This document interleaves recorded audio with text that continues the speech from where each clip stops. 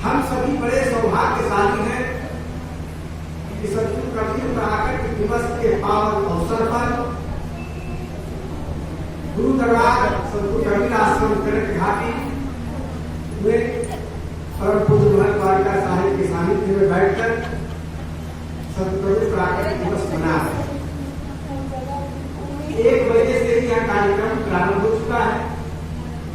अब बहुत संत महात्माओं के मुखारविंद से, कलाकार के मुखारविंद से आप लोगों ने भजन श्रवण किया, प्रवचन श्रवण किया।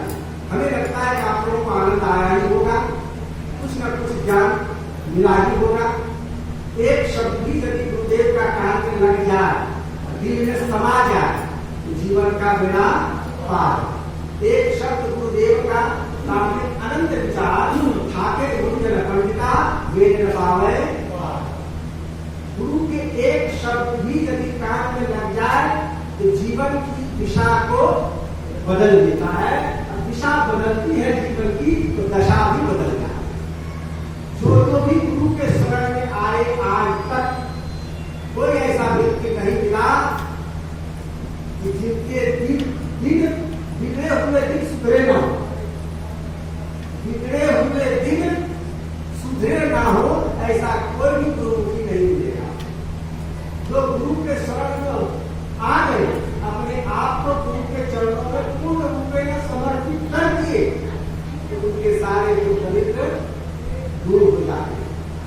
तो गुरु के चरणों में वह तत्व है कि उनके चरण रख के पढ़ते ही हमारे सारे काल दंड दूर हो जाते। काल काल की अंता भारी, जो भारी काल काल का भारी बनता है, वजनी बनता है, जिसको कि हम जीवन भर ढोल नहीं पाते हैं, परेशान हो जाते हैं, तंग आ जाते हैं।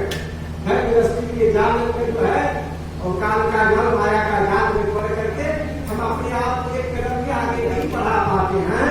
तो सदगुरु के शरणों में आ जाने के बाद भक्तों का सारा काम होने लगता है। गुरु की शरणा लीजिए भाई, जैसे जीवन नरक नहीं जाए। गुरु के शरण में आने से ही यह जीव नरक में नहीं जाता है। मृत्यु के बाद का नरक तो नहीं जाना है, उससे पहले भी जो नरक है, संसार में भी बहुत नरक है। सबसे बड़ा नरक है मानसिक संताप, तनाव, टेंशन। में जरा शब्द में सूर्य है नहीं, अंग्रेजी शब्द है ना टेंशन। टेन में 10, सन में सूरज, सूर्य। तो 10 सूरज की गर्मी, एक सूरज की गर्मी तो देखो 50 डिग्री सेल्सियस गया तो 50 नहीं हुआ।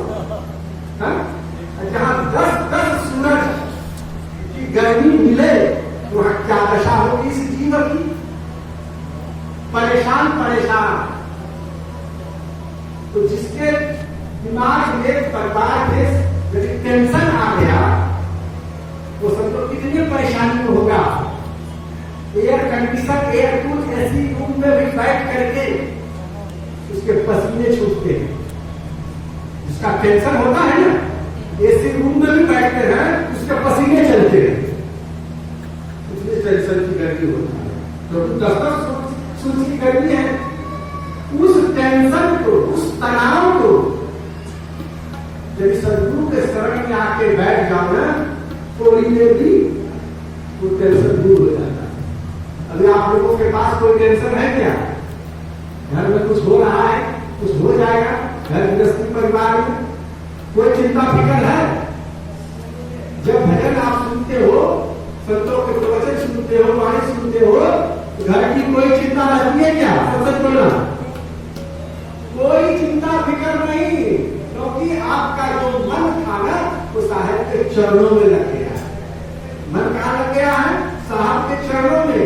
घर पर मन नहीं है, और जिसका घर पर मन है उसकी सास रो आई होगी तो सोचती होगी कि अलमारी की गोदरेज की चाबी हमारे तकिए के नीचे छूट गई, पता नहीं बहू देख ले तो गोदरेज खोल के बाद में काम न कर। और जिसका शरीर तो यहाँ है, मन कहाँ है? मन है घर पर, चाबी पर, तिजोरी पर, तो उसको सत्संग में मन लगेगा नहीं, क्योंकि तन भले यहाँ है लेकिन मन उसका यहाँ नहीं है। और साहब कहते तन मन एक हो रहे तब हंस कबीर। तन और मन जब एक होता है तभी यह जीव हंस की संज्ञा को पाता है। सामान्य लोग सभी जीव है, लेकिन गुरु शरणागत स्वीकार करने वाले, गुरु शरणागति को प्राप्त हुए जीव नहीं, वो तो हंस है, क्योंकि उनकी बुद्धि निर्छीर विवेकनी हो जाती है। निर्छीर विवेकनी बुद्धि जिसकी हो जाती है तो हंस हो जाता है। और निर्छीर विवेकनी बुद्धि सदगुरु के सानिध्य में ही होती है। सदगुरु के शरण में आने के बाद ही बुद्धि जो है पवित्र होती है, निर्मल होती है। मन बुद्धि में लागे काई तो सत्संगत से छूटत भाई। मन बुद्धि में यदि काई लग गया है तो संत महापुरुषों के संगति से ही वह छूटता है। इसलिए बुद्धि में जो काली लगा हुआ है, बुद्धि में जो दुर्बुद्धि आ गई है, काली का मतलब दुर्बुद्धि आ गई है, मति में जो कुमति आ गई है, तो जहां कुमति होगा वहां टेंशन होगा। जहां कुमति होगी वहां टेंशन होगा। जिस घर में, जिस प्रकार में कुमति हो, सुमति ना हो, परिवार में सभी में मेल ना हो, एकता नहीं हो, सोच समझ नहीं हो, सब एक दूसरे के विचार को लेकर के यदि ना चलते हो, सब अपनी मनमाने ढंग से घर परिवार में सब अलग अलग चलता हो, माँ अलग ढंग से, पिताजी अलग ढंग से, बेटा अलग ढंग से, बहू अलग ढंग से, तो इस प्रकार से वह घर बिखर जाता है और उस घर में टेंशन होता है। इसलिए बुद्धि में यदि काली लगी है, मति यदि कुमति हो गई है, तो उसको सुधारो कहाँ आकर के? सत्संग, गुरु के सानिध्य में। जहां सुमति तहाँ संपत्ति नाना, जहां कुमति तहाँ विपत्ति धारा। जहां सुमति है वही संपत्ति है, और जहां कुमति है वहां तो विपत्तियों का ढेर है। एक सेठ जी थे, और सेठ तो जानते हो किसको कौन बनते हैं? जिसके पास ज्यादा लक्ष्मी होती है, धन दौलत होता है। लक्ष्मी के पुजारी थे सेठ जी।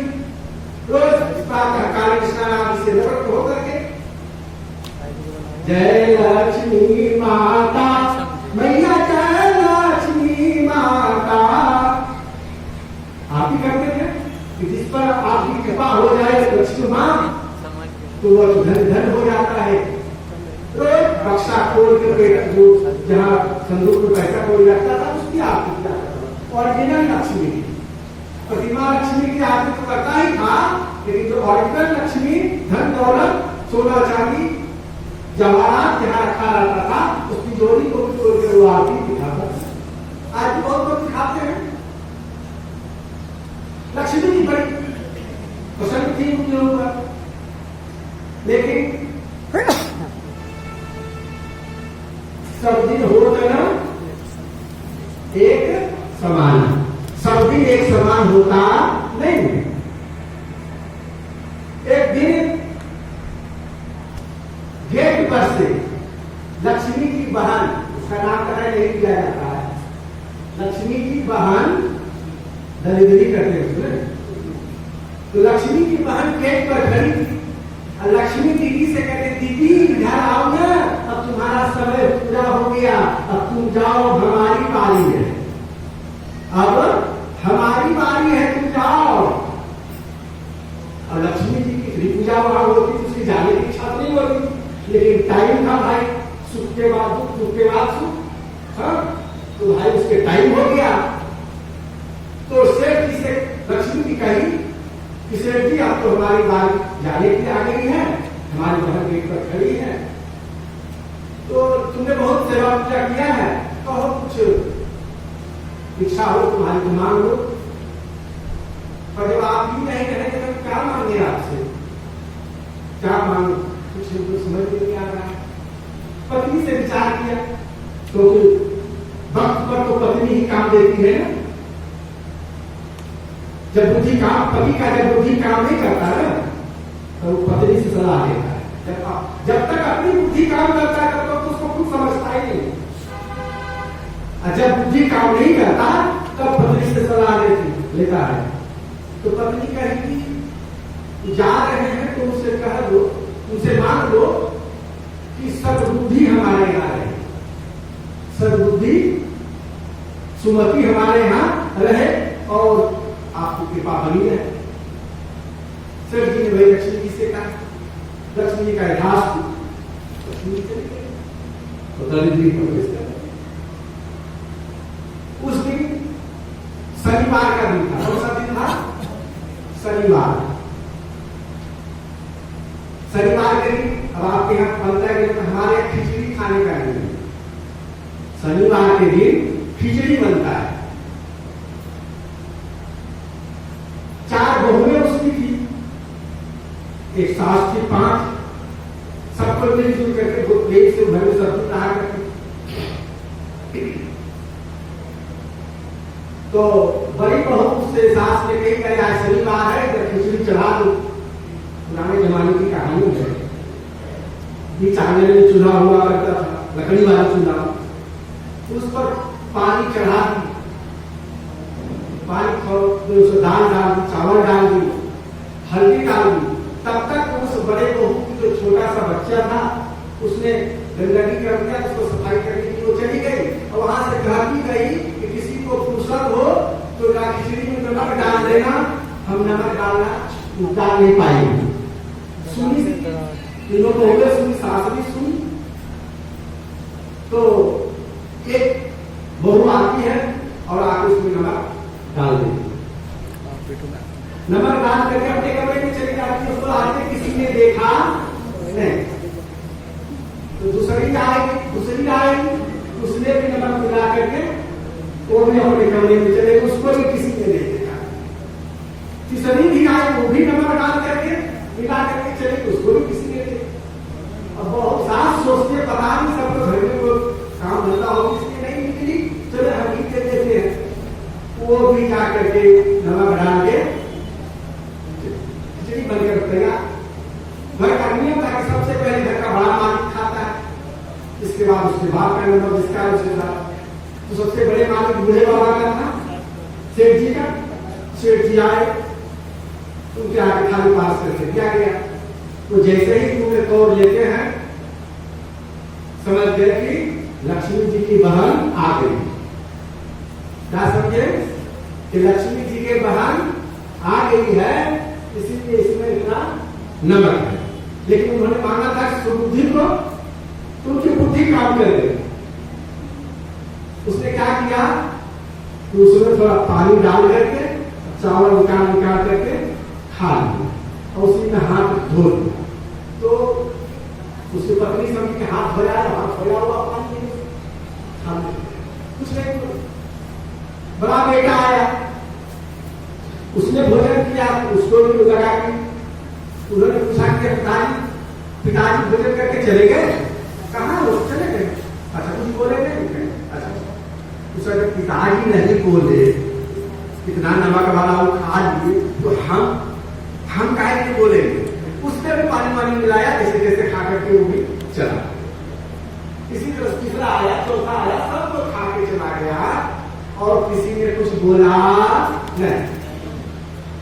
बोलो प्रेम से सदगुरु कबीर साहिब की जहां सुमति होती है ना, वहां थोड़ी सी यदि गड़बड़ भी आपस में हो जाए तो सब मिलजुल करके उसका निपटारा करता है। सब कच्छम सब पदम सबनो मनासी जानता है ना, फिर मंत्र है कि सबको साथ साथ मिल करके चलना चाहिए, कोई किसी का विरोध न करे, एक साथ बैठ करके विचार सबका ले ले।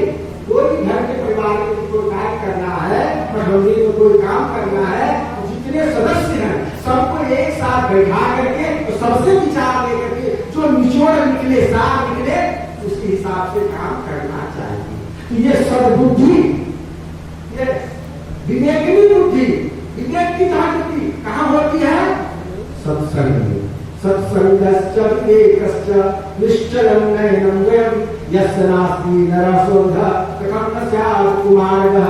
सत्संग और विवेक मनुष्य का ये जो नेत्र है, जिस मनुष्य के पास यह नेत्र नहीं होता वह मानो जीते जी अंधा है, और अंधा व्यक्ति कहीं भी विवेक के लिए गिर जाता है। इसलिए विवेक को हरदम जगाए रखने के लिए सत्संग करके रहना चाहिए। फिर सत्संग विवेक है ना, बिना विवेक का, बिना सत्संग का विवेक नहीं होता है।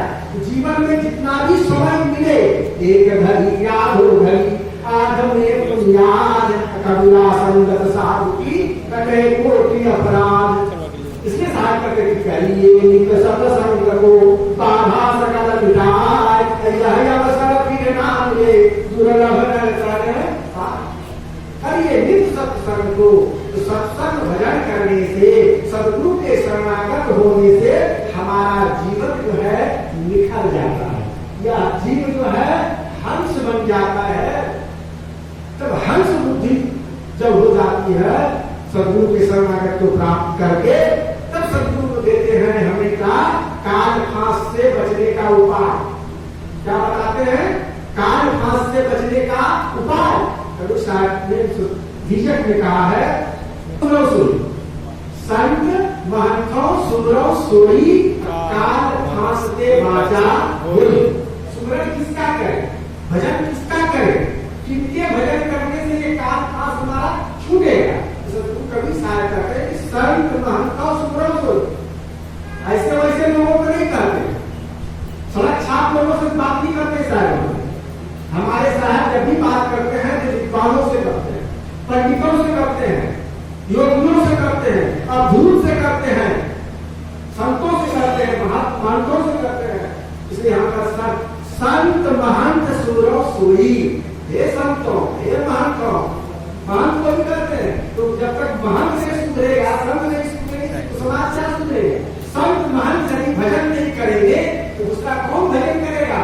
संत महंत बन गए, देश साधु का धारण कर लिए और कभी भजन के बैठते हैं, कभी सुमरन करते नहीं। आम जिंदगी से भी कहीं दूसरी जिंदगी, आम जिंदगी कम से कम सवेरे उठता है, स्नान करके एक अगरबत्ती जला करके अपने देव को उठा करके सीताराम सतनाम गोविंद को सुमरन भजन आता है, तो कुछ 2 मिनट करके तब जाता है और संत का वेश धारण करके। और जब सुमरन भजन ना करें, संध्या पाठ ना करें, विजय पाठ ना करें, गुरु के दिए गए मंत्रों का जाप न करें, तो संत महंत बन के क्या करें? उनको लगता है साहेब के समय में भी ऐसी बातें रही होगी कि संत महंत होकर के भी सुमरन भजन पर लोग ध्यान नहीं देते होंगे। इसलिए साहब ने कहा कि संत महंतों सुमरो सोई। हे संतों, हे महंतों, उसी का सुमरन करो जिसका सुमरन करने से काल फांस से बच जाओ, बच सको। काल फांस के बाजा होली, उसी का सुमरन करो जिसके सुमरन करने से काल फांस तुम्हारा कट जाए। किनके सुमरन करने से काल फांस से बचोगे? ऐसे ही सदगुरु के साथ में लगो। कहीं साहब के लादो साखा झुई दुख में तो हो सनाथा। ऐसे साहब के साथ लगो, ऐसे सदगुरु के साथ लगो तो दुख 2 प्रकार का मुख्य दुख है। क्या है? जन्म और मरण, आवागमन का दुख सबसे बड़ा दुख है। बहुत दुख की खानी तब बचियो जब राम ही जानी। बहुत प्रकार के दुख है। शरीर जब से जीवन धारण करता है तब से लेकर के मृत्यु पर्यंत दुख ही दुख है। और जन्म लेने से पहले भी दुख है, मरने के बाद भी दुख है। दुखा में मासा सुख जगतम, यह सारा संसार ही दुख का घर है। यहाँ कोई घर सुखिया काहू ने देखा, जिन देखा कि दुखिया सभी दुखी है। किसी को शारीरिक दुख है, किसी को मानसिक दुख है, किसी को आर्थिक दुख है, किसी को किसी प्रकार का दुख में यह व्याप्त है। इन दुख से निवृत्ति कब होगी? तेरी साहब के लागो साहब, ऐसे साहब के साथ लगो जो तुम्हारे दुख को मिटा सके। कौन सा दुख? सबसे बड़ा दुख है दुख, जन्मत मरत दुषा दुख होई। जन्म लेते समय और मरते समय इस जीव को महान दुख होता है, महान कष्ट होता है। इसलिए उन दुखों से निवृत्त होने के लिए साहब कहते हैं कि सदगुरु के साथ लगो, सदगुरु के शरण में आओ। सदगुरु शरणम गच्छ, श्रुति कहती है तब विज्ञानार्थम सदगुरु मेरा ही बच्चे। तत्व विज्ञान को जानने के लिए, अध्यात्म विज्ञान को जानने के लिए, अपनी आत्मा को जानने के लिए, अपने आप को जानने के लिए सदगुरु के शरण में जाओ। सदगुरु के शरण में जाके करो क्या? भगवान श्री कृष्ण अर्जुन को समझाते हुए कहते हैं तब विद्य परिपाते परिप्रश्न सेवया उपदेशं दे ज्ञान दर्शिना। तब सदगुरु के पास जब जाओ तो परिपात होगा। परिपात मतलब एकदम पूर्ण रूप में समर्पित होगा। मेरा मुझ में कुछ नहीं, जो कुछ है सो है, तो ऐसा समर्पण कि अब सौंप दिया इस जीवन का सब भार तुम्हारे हाथों में। अब सौंप दिया इस जीवन का, हे सदगुरुदेव मैं अपना सारा जीवन का भार आपके चरणों में समर्पित कर दिया। अब जीव तुम्हारे हाथों में और हाथ तुम्हारे हाथों में। आप जानो आपका काम जाने। एक नन्हा बालक जैसे अपने आप को माता की गोद में समर्पित कर देता है। अब माँ बड़ा समझे कि बच्चे को पिलाना है, दूध पिलाना है, कि सुलाना है, चार चमेटा मार करके चुप ज्यादा चमक कर काटना है, तो वो माँ के हाथ में है। उसी प्रकार से जब बालक के समान बन करके शिष्य गुरु के चरणों में समर्पित हो जाता है, तब गुरु का उत्तरदायित्व है, सदगुरु का उत्तरदायित्व है कि अब वो शिष्य को किस दिशा में ले जाए, कैसी कृपा उनके ऊपर करे। तो इस प्रकार का भाव लेकर के जो सदगुरु के शरण में जाते हैं उन्हीं तत्व परिप्रश्न सेवया। जब गुरु के चरणों में पूर्ण रूप में समर्पित हो जाओ, समय पा करके तुम्हें वह आत्मतत्व का बोध कराएंगे और उस बोध से ही तुम्हारा कल्याण होगा। दूसरे कल्याण से दूसरे कल्याण नहीं हो सकता है। इसलिए साथ करके बंदे कर ले आप निवेरा, भजन मैंने कहा ना, तो इस साथ का बंदे कर ले आप निवेरा। हे बंदे अपना निवेरा अपने आप कर लो। सदगुरु के शरण में आना है कि संसारों के शरण में जाना है। कबीरा हम तो एक है, भावे जहां लगा भावे क्या है? भावे हरि की भक्ति कर, गुरु की भक्ति कर, भावे विषय कमा। चाहे विषय प्रपंच में इस मन को लगाओ, चाहे गुरु के शरण में मन को लगाओ, ये तुम्हारे ऊपर निर्भर करता है। इसलिए साथ करके बंदे करके आप निवेरा, अपना निवेरा, अपना कल्याण स्वयं कर लो, दूसरा कोई करने वाला नहीं है। पूर्ण का सुख दुख कर दाता, निज कृत कर भोग सुख दाता। तुम्हारे सुख दुख का जो कारण है वो तुम्हारा अपना कर्म ही है। अच्छे कर्म करोगे, गुरु के शरण में आओगे तो अच्छी बुद्धि मिलेगी, अच्छा ज्ञान मिलेगा। अच्छा कर्म करोगे तो सुगति होगी। और यदि संसारियों के साथ में रहोगे तो विषय भोग का तुम्हें ज्ञान मिलेगा और विषय भोगी बन करके फिर अपने जीवन को नरक में ले जाओगे, अपने जन्म को नरक में ले जाओगे, अपनी आत्मा को नरक में ले जाओगे। फिर पता नहीं कब तक भटकते रहोगे 84 लाख योनियों में। फिर पता नहीं कब अवसर मिले न मिले मानव का कर प्राप्त करने के लिए। यही अवसर नहीं किए तो होता है, यही अवसर या तो सुंदर अवसर मिला है। क्या क्या अवसर में इस अवसर पर मिला है? तो सुंदर मानव का तन मिला है। सृष्टि का सिरमौर प्राणी मानव को कहा जाता है। इतना सुंदर मानव का तन मिला है और परम पूज्यमान द्वारिका साहब जैसे सदगुरु का संग मिला है। मानव का संग मिला है और सदगुरु का संग मिला है। और सदगुरु के संग से, संतों के संग से मोक्ष मुक्ति की प्राप्ति करने का मन में जिज्ञासा जगी है। यह जिज्ञासा अन्य तन में नहीं मिलता है। और इस तन में भी, मानव तन में भी, जो सदगुरु के सानिध्य में नहीं आया है, संतों के सानिध्य में रह करके कभी सत्संग भजन नहीं किया है, उसके मन में मोक्ष मुक्ति भी कुछ होती है ये वो नहीं जानता है, जिज्ञासा उसको नहीं होती है। तो मनुष्य का, मानव का तन हो, संतों का संग हो और मोक्ष प्राप्ति करने का मन में जिज्ञासा हो। इतना सुंदर अवसर हम लोग, जितने लोग यहाँ उपस्थित है, कहा समझता हूँ ये तीनों चीज उपलब्ध है। मनुष्य का तन भी है, संतों का, सदगुरु का संग भी है और मोक्ष की इच्छा भी है। कितने सौभाग्यशाली हम लोग हैं। कैसा सौभाग्य नर मिला है, कर ले सत्संग भजन तो भला है। सुंदर मानव का तन तो मिला है, सौभाग्य तो मिला है, लेकिन संतों का संग यदि नहीं करते हैं, गुरुजनों के सानिध्य में यदि नहीं आते हैं और ज्ञान प्राप्ति करके मोक्ष मुक्ति का जो साधन है, जो जप है, तप है, भजन है, उसको यदि नहीं करते हैं तो केवल यूं ही समय बर्बाद करते हैं। तब तो समझो फिर 84 जाए, अब की पासा ना पड़े तो फिर 84 जाए, फिर 84 ले जाना भटकना है। यही अवसर में चेतो प्राणी अंत कोई नहीं देना, कोई साथ देने वाला नहीं है। तुम्हारी कमाई तो सब खाएगा, लेकिन तुम्हारे कर्म फल तुम्हें ही भोगना पड़ेगा। अंत में कोई माता पिता भाई बंधु कोई भी साथ देने वाला नहीं है।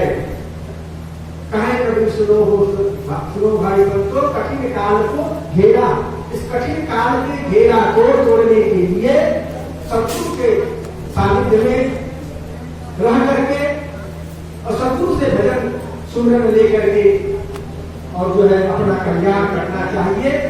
इस पावन सदगुरु कबीर प्राकट्य महोत्सव के इस पावन अवसर पर आप सभी पधारे।